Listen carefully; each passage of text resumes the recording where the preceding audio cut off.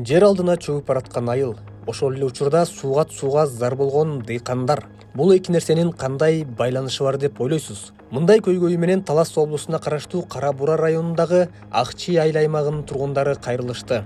Алардын айтымында Чоң Талас каналындагы суу жоготууга учурап, жер алдына сиңип, айылды сазга айлантууда. Ага мисал катары эле тегерете дренаж казылган айылдын мектебин көрсөтүштү. Бул эми мектептин салынганына бир ашып кетсе 30 жыл болду. Анан кийин союз таркатканда чала чөк бүткөн. Жетте улам кышасын жаап, анан өзү бир аз саз жерге салынган. Анан жылдан жылга улам чөгүп, эшин алына чейин могу жерге чейин көк балчык болуп калчу. Көк бак болуп. Анан кийин өкмөт бир жылдар өтүп наркөтүнөн эл чогулуп наркөтүнөн дренаж кастырдык. Болбогондон кийин Кызылай комуна карылып айланта кастырдык. Ошол убакта бул көйгөй ошо саз суу жердин алына суудун чыкканынан да. Анан могу мисалы дренаж көрүп атасыңар, бул мектепте мындай дренаж болбойт экен. Талапка да жооп берет ошо. Жаш балдар ойнойт, түшүп кетет. Ону турган аксакал могу жерде аксакалыбыз бар болчу, ошон жерден өтөм деп кулап алды орукчан болуп калды. Ошондой эмелер бар да, бул жердин асты ушундай суу болсо, биз азыр эле тартып келип атабыз. Тиги Талас каналынын жагынан. Бул сиздердин айылга суу келбейт экен го. Ошол жерде айылдаштарыңыз айтып атат, суу жок айыл, ушундай бедени бир эле чабыгын алабыз, суу жок деп. Анан астына кандайча жердин астында суу көп болуп, анан кийин кайра бир эле учурда суу тартыш болуп атат. Өткөндө эле айылдык селсход болду, аким келди, губернатор келип катышты.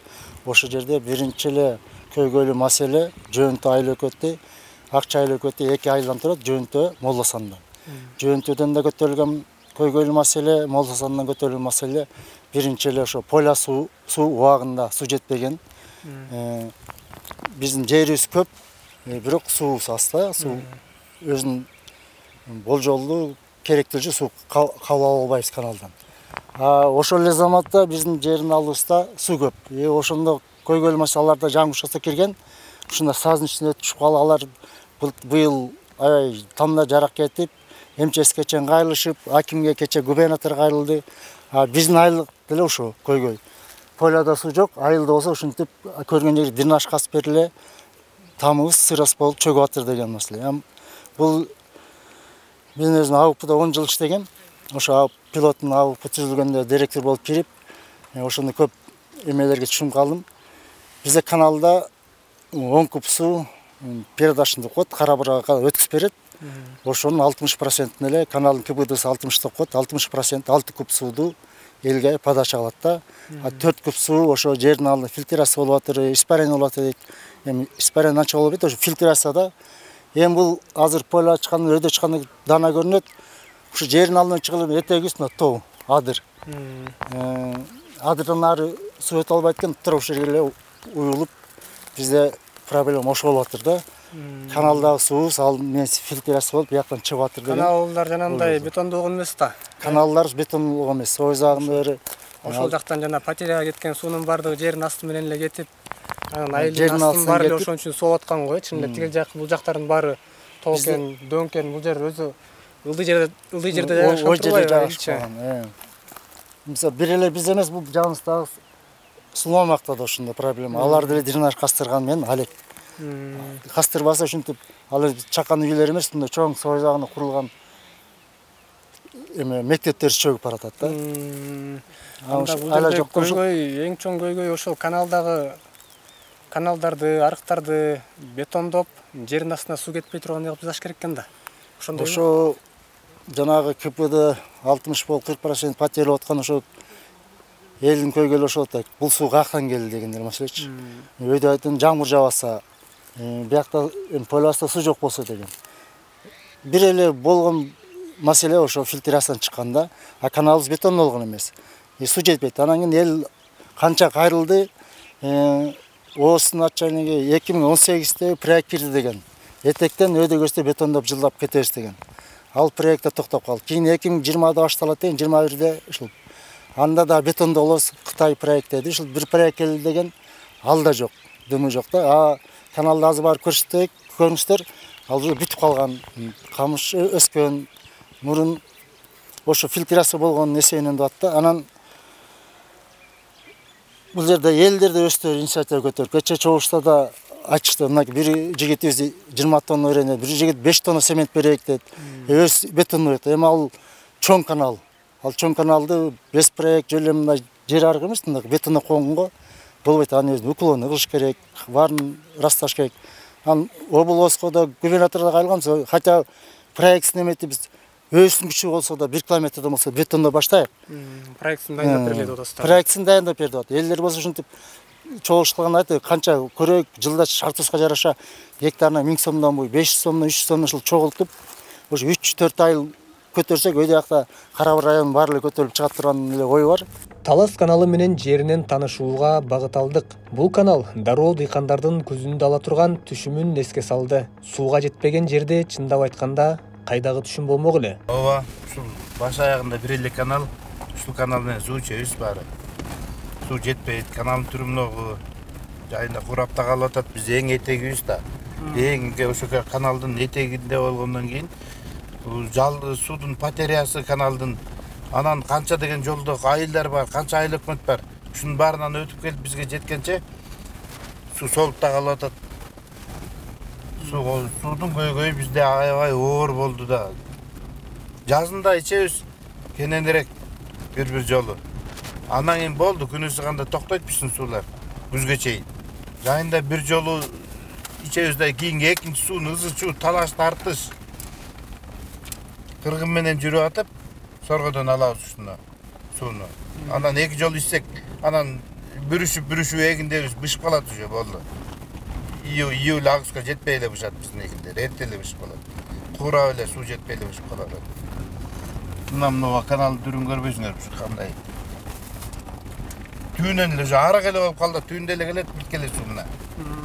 Мен Талас каналы дегенде бул облустун баш жагынан көргөн экен бул каналдычы. Ал жакта мындай бетондолуп, ошо бетон каналда суулар агып бараткан болот да. Бул жерде бетондолгон эмеспи негизи? Бул Кара-Буранын баш аягынан мен көргөн жокмун бетондолгон каналды.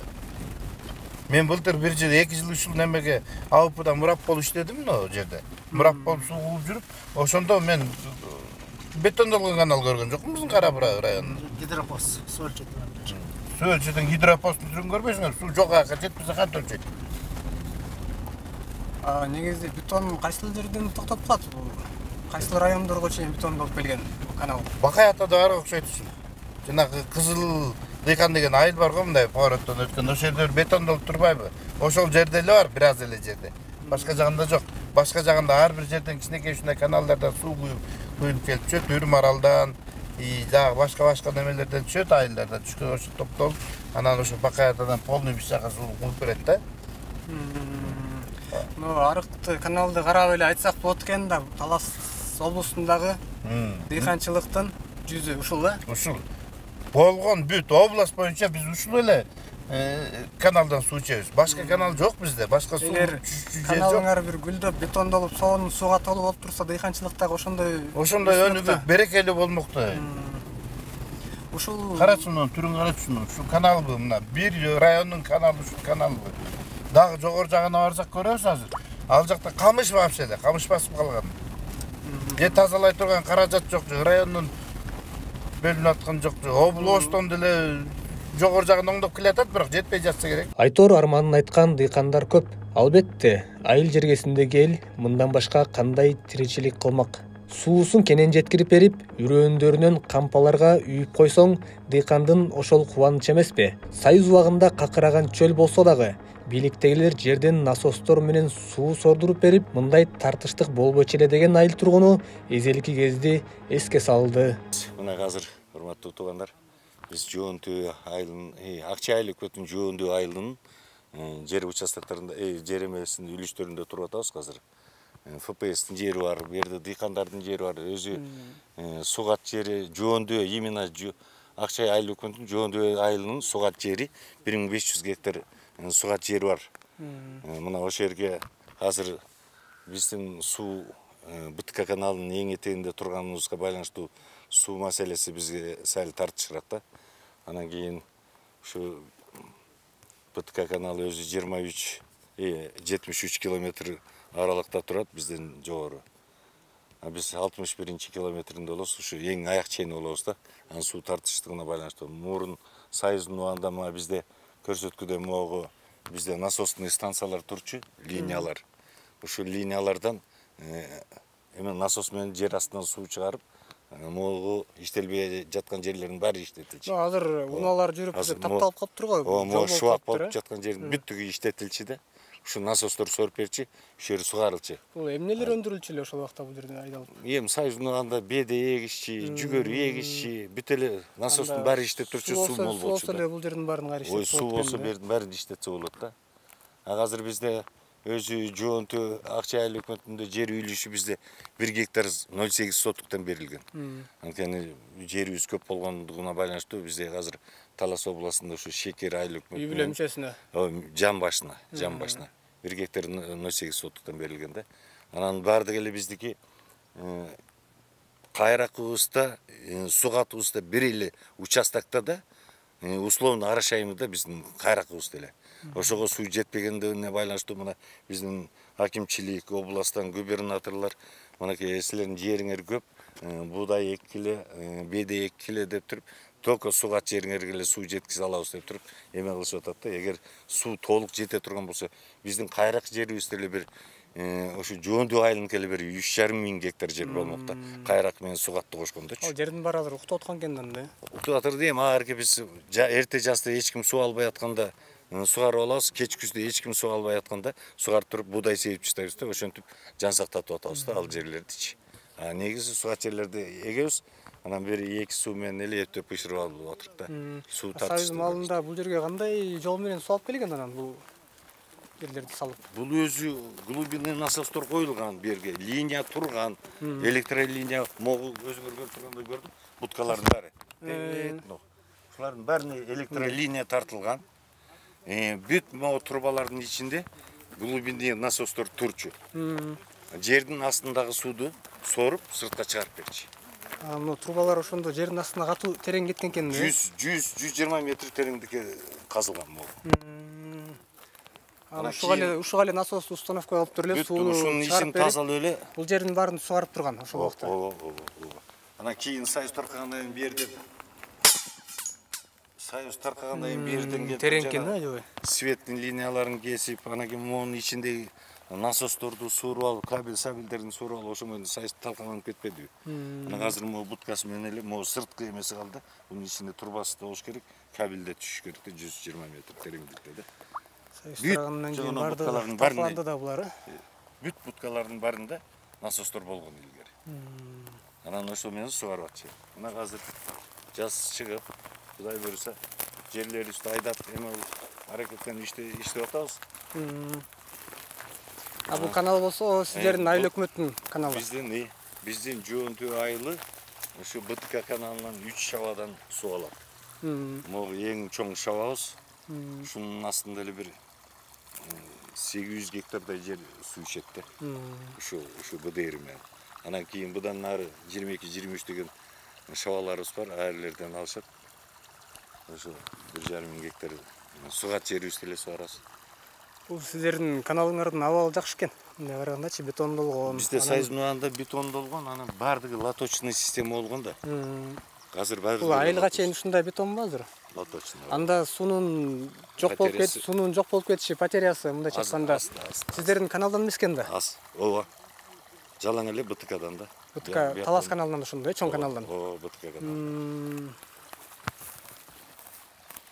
Анан ошо бизде өкмөттөн баягы депутаттар келгенде да суранып, ошо кабинет министрликке билгизгиле, ушу биздин чоң канал жака. БТК каналын ушу жылына бир 10-15 километрден кылса да бир 6-7 жылда бүтүп калат эле бул БТК каналычы. Анан азыр мынакей жылына 1,5 километрге чейин жасайт дейт. Ал эми 72 километрди эсептесеңер бир 50-60 жылда бүтөт экен. Ага чейин бир поколение жок болот. Чын эле 72 километр жер каналдын аймагы бетондолбой турат. Жылына 1,5 километрден да кылса бир болжол менен 50-60 жыл убакыт кетип бир атат экен. поколение кетет да. Аны көрбөй эле калат экенбиз да. Ошон үчүн биз суранганыбызда келген депутаттардан да ошо жогору жактан келген элдин баарынан эле суранганыбыз ушу БТК каналын монолит кылдырып цементтеп берсе, аябай потери бизде өтө азаят эле да. Азыр бизде мордон башынан головнойдон 10 куб суу куя турган болсо, ошол 10 куб суудун 6 куб суу эле иштейт да элге. А 4 куб суу канал жутуп коет. Жок болуп кетип атат. А эгер баарын эме кылып кое турган болсо, ошо жоголуп аткан 4 куб суу могу этекке жеткизе турган болсо, элдин баарына эле жетет эле да. Мына кыйналганыбыз мына майдын этегинде азыр могу жаан-чачын болуп эл албай атат. Бир аз күндөн кийин күн ысый баштаса эл анын чуулдап очередке туруп, анан жогору жагыда, ылый жагыда бүт шабалардын баарын 10 кубту кой бергенде баары шабанын баарын ачышат да. Бизге келген эптөөлүү биртке суу ада патере менен отуруп эптеп келет, анан кырылышып эле жатабыз. Каналдын аяк жагында жайгашкандыктан айыл бияка суу деле келбей калат экен да жакшанда. Негизи айыл жергесинде айлабыз кеткенден ушу Кара Бура районунун АОПлары кээде чогулушат, водоборот кылышат да. Жогорку 1-2 айыл bir gün, 2 gün alsın, anan kiyinki ayıl alsın, üşüntü oldu. O şirretleşkende keyde bizdige bir 3-4 gün su gelbeye kalıptı. Oşele kurap katma o kanallar. A kurap kalgan kanalda özüңөр bilesiңер, kayra su gelgende dağın ele oşul içi atırdı. Su pateri oladı da. Негизи айыл жергесинде ошо мал чарбалык менен, ушундай дыйканчылык менен алектенишет эмеспи көпчүлүк? Жалаң эле ошу. Ушул таласта дагы сүт маселеси дагы аябай копчоп. Да, чуулдап атат ооба. Ардан деп атышат, анан бул жагынан суу дагы жетпейт деп атасыздар. Ушул суу көйгөй боюнча кайрылып көрдүңүздөрбү өкүлчүлүккө же акимчиликке? Мисалы, ар бир акимчиликке деле бюджет ачылып 30 миллион сомдон бөлүнбөдүбү? Ошондон бир өздөштүрүп акча бөлүп берсе болду экенби ушу каналды салдырганга? Эми бизде эме алып атпайбы, мынакей быйылкы деле жылыга эле сельский скот болот. Айыл өкмөттөр отчет берип жылдын этегинде. Ошондо губернаторубуз келет, акимдерибиз келет. Ошолорго айтып эле ушундай жогорку жакка кайрылып, жогорку кеңештин кишилери келсе деле аларга деле айтып атабыз, кагаз түрүндө берип атабыз. Эч кандай результат болбой атат да. Эми кылып эле ошо бизде Талас областында Сарымсак чоң каналы менен Ногой каналы иштеп атат. Азырынча проекттер өтпөйт деп эле ошону шылтоо кылышат да. Эмесе эң основной ушу БТК каналынын астында 28 000 гектар жер бар. Şu БТК каналын bir жакшылап эле монолиттеп эме алып бере турган болсо, же болбосо азыр не бир технология эме пленкалар чыгып атат. Пленкалап деле койсо болот да. Жана дытылар тебелесе пленка айрылбай турган пленкалар бар. Негизи Сарымсак каналда салынат, курулат деп айтылып бул жактар. Анан кийин ошол канал салынса кандай таасир этет? Сиздерге ансыз деле суу маселеси тартыш болуп атат. Анан кийин ал канал салынса дагы суу жетпей калбайбы? Эми өзүңөр ойлоп көрсөңөр, биздин Кара Бура водохранилищасы курулган. Айрге эми азыр 18 миллион суу куб батыш керек. 18 миллион суу тоодо азыр мөңгүлөр жок болуп атат. Жылдан жылга суу тартыш болуп туруп, бир 12-13 миллион болот. Ашып кетсе суу топтолгону. Ошону кой берип турган кийин ушу БТКга куят, подпитка кылып. Анан Сарымсак каналына буруп атпайбы? Өзүңөр ойлосоңор Сарымсак каналы бүтсө кандай эме болот депчи. Сарымсак каналынын астында 2000 гектар жерди иштетет. Ошо 2000 гектарга суу жеткиш керек да. Тем более ошондо биздин суудан эме кылышат да. БТКга куюп аткан суудан эми кемийт да, чынын айткандачы. Анан азыр айтса эле мөөрдөн подпитка кылып куябыз, терден подпитка кылып куябыз дешет. 2000 гектар жерге суу жеткиш керек. Иштетебиз деп атат да 2000 гектар жерди. Бизге аяктан кайра зыяны болбосо пайдасы жок бизге. Кыскасы бул жерде Талас каналы кылынбай турса, тигил жактан дагы башка канал салып атышат. Бул жакка ансыз да суу жетпей атат. Суунун жарымы тияка бөлөбүз менен убара. Андан тышкары бул жерде деле иштелбей турган жер бар да, ошол эле учурдачы суу жетпейчи. Сууну бул жакка буруп канал жасап, ошол эле учурда бул жактагы жерди деле иштетсе болот да. Болот. Мисалы бизге үлүш жер берилгенде, мисалы 3 гектар болсо, анын 1,5 гектары кайракы, 1,5 гектары сугат. Мисалы ошо биз 1,5 гектар сугат жерге эле суу алабыз. Кайрак жерге жазында суу көп убакытта алып калабыз, күзүндө алабыз да, октябрларда. Ал жер только беде күздүк эле айдалат. Азыр полянга караса жартымызында күздүк же беде турат. Анда эпте жазында бир сугарабыз, күзүндө бир сугарабыз. Беде бир эле жазында бир сугарылат, ошону бир чабык болот, экинчи чабык болсо болбосо жок. Ошону бизде 1,5 жөнтү айылында эле 1,5 гектар кайрак жер бар. Каналдар бар, арыгы бар. Болгон суу жок. эми ошончо акчаны тияк куруткончо канал курса ошо 1,5 гектар бул жөнтү айлан эле кайракы жер сууга кайламак да. Молдасанда 1,5 бар. Сулмаймакта бар. Бер жак бул жер 4-5 гектар кайракы жер бар да. Ошо 2 гектар жерди карап калдык да биз баарыбыз. Бул жер көйгөй башкача болуп атты да. Анда суу тартыш болгон себебинен силер мал кармагандар көп болсо чөптү деле сатып алат экен да. Чөптү эле азыр асын чөй айдашат, ошо чөйүнө жараша эле мал багышат да. Көбүрөөктөр эметип калгандар эме чөп сатышып алат. Бакалда калбаган азыр. Бакалды престеп жейишип атыр. Айлада бир аз көрүңөр жа бакал калган анча-мынча калган бакалдардын урурлары туруп.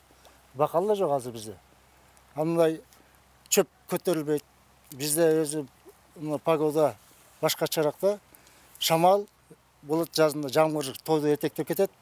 Жайында ысык шамал жана чүйдүн эмен Казакстандын ысык көл эмеси чөлдүн шамалы келет. Ал бир сыра күйгүзүп кетет, керимсел алысыдар да. Бизде ошо чөп суу маселеси аябай кыйын. Мал багайык десек, десинде шартыбыз бар, бирок чөп эмелери каражаттарыбыз жок да. Мал багучу жем чөбүбүз аз болуп атат да. Мына канал эми эте адыр көрүнүп турбу? Ошо жерге чейин барат да суу. Бул өз каналдын өзү эле 16 километр. Эми бул Астана канал бетондосоң жанагы Биздики 23 километр. 23 километр, 23 километр. Эстен чыгат. 23 километр. Лоточный системада. Айтканда эмеде акимдин эмеси бар экен, бюджети 30 миллион, Байтишим Алтын альянс. Алтын альянста бар, Талас Бакубата фонддор бар. Ошолор киришсере бүтөт турганда эле, даже эл да айтып отур, чогултуп акча берейик, спонсор болоюк деп, цемент алып берейик деп. Могу жерде жана Бакаятадагы ЖД заводду киргизип атыр. Дейсин ошону киргизип эле могу бетон, готовый бетондор алып келип, батыскаровсуну эмесе болот. Иш жүргүзүп болот да. Эми ошонун башын кармап, ошо чыгынып бир иштейин деген ниети менен иштейин деген киши болбой атат да. Негизи бирок акча чогулса каражат бар. Эл да чогултат. Өзүм чогултуп кылайык десем, каян кылабыз өзү билбей атырк да. Кыргызда сөз бар эмеспи, суу бар жерде өмүр бар дейт да. Ошо бизге суу келип турса, биздин жерлер айдалса, биз жогору жакты угабыз, гектарына 2 тонна, 3 тоннадан алыптыр фасоль депчи. Именно ошо биздин ылдый тарапта, ылдый зона деп коет, ошо биз ылдый жак бетте. 1 тонна алсак, сүйүнөбүз да, 1 тонна, 1,5 тонна алсак, жакшы ушу рекорд койдук дейбиз да. Гектарына 600 килодан 400 килодан алгандар бар, айыл жергесиндечи. Эмне анын себеби эмнеден? Себеби ошо суудун убагында пайдалана албагандыгынан, гүлдөп аткан маалында суу бере албай калсаң, дагы гүлү түшүп калат. Анан жарымы кайракы, жарымы суугат өлүп кетсе да ошо көйгөй боло берет, бирок кайракы жерге барып суу бербейт, суу келбейт деп, ошо суугат жерибизге да толук кандуу суу ала албай кыйналып келген учурлар болгон да. Анан бул боюнча биз мынакей мен өз айылдык кеңештин депутаты болом, атым Нурлан, Абдиев Нурлан. Былтыр 2022-жылы 14 апрелде жогорку кеңешке экс-спикер Дастан Жумабековго барганбыз. Ошол киши менен жолугушуу болгондо кат жүзүндө да кайрылганбыз а кишиге. Быйыл мынакей 2023-жылы а киши азыр жогорку кеңеште Манас округунан бир мандаттуу депутат болуп турат. Ошол киши 30 мартта Акчай айыл өкмөтүнүн эли менен жолугушту маданият үйүндө. Ошол жерде да ушул вопрос көтөрүлдү. Ошо Талас БТК каналы Кыргызстан боюнча ошо 2-орунда турат экен, эң эле узундугу 72 километр дейт. Чүй каналынан кийинки ошо Талас БТК каналы экен. Ошол каналды биз бетондоо иштери боюнча караштырып берсеңиз, жогору жака үнүбүздү жеткизип берсеңиз деп сурандык эле. Жакшы, ал маселе көтөрүлдү. Бүгүнкү күндө жогорку кеңеште Алмаз Акынжановго чейин айтылды. Маселе Кудай буйруса кат жүзүндө да биз кеңештин атынан дагы кайрылайын деп атабыз. Ушу биз этек жактан баштап берсе деген суранычтар болуп атат. Анткени ушул Талас БТК каналынын оңдоо иштери мен бала күнүмдө көргөм да. Экскаваторлор менен келип мына топурактап турбайбы азыр. Ушулар мен бала күнүмдө казылып алынган. Андан кийин ремонт иштери мен көрө электим сөзүн ачыгы. Балдыр баскан себеби бул жак уклон болгондуктан балдыр басып, анда санда ушу күзгө маал ушу балдырларын тазалаган болду бир 2 жыл мурун. Азыр муну кантип канал деп айтабыз, мына карасаң ошо ичке арык болуп жатпайбы. Ушуну кантип канал деп айтат. Арык эле болуп калган да. Арык эле болуп калган. Дыйкандар келип алып багыштардын эмесин колмен. Нааразычылык да ошо биздин мисалы азыр осун сууду до конца кууп келип берсе, каналыбыз толық қанды диқандарга жетип турса бул маселе жаралмак эмес да. Андай иш демек өкмөт тарабында эле калган экен да. Жооп кеңештен да көтөрүлдү, кайрылуулар да болду. Эми өкмөт кандай иш алып барат, ошого жараша болот экен да. Ооба, буюрса. Былтыр бизде алып жетекчилер алмаштырылып суу келди, бирок биздин өзүбүздүн максималдуу жерибизге толук кандуу суу жеткизе албайбыз. Кыйынчылык болот да, баягы шилденин убагында беделерибиз бир эле суу ичип калат, кээде ичпей да калат. Буга чейин ичпей да калган учурлар болгон. Фасолдор 2-3 жолу суу менен бышабыз биз. Дагы жокшу томаты деген фасол келип, ал көп сууду требует этпейт. Лопатка деген вообще биз жакта айдалбай калды. Рябой, сахарный деген оялар бар, айдалбай калды. Мынакелерден бир кызылча тигип атабыз да, кызылча бир суу карып коюп, анан ушу жайдын чилдесин өткөндөн кийин гана өзү жогору жактан суу бошоп калат дейт.